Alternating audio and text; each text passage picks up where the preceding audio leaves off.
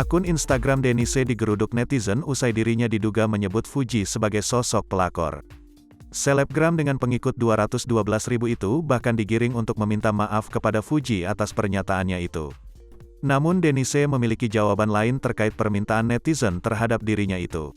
"Suruh netizen aja minta maaf sama gue dihujat pagi, siang, malam dikatain," tutur Denise Hairista saat ditemui di kawasan Kebayoran Baru, Jakarta Selatan, Jumat, tanggal 11 Maret tahun 2022.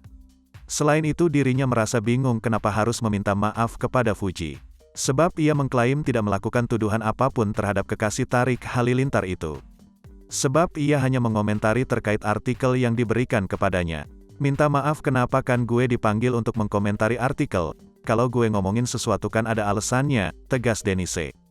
Wanita yang juga sempat beradu argumen dengan presenter Uya Kuya itu menegaskan tak takut atas somasi yang dilayangkan padanya.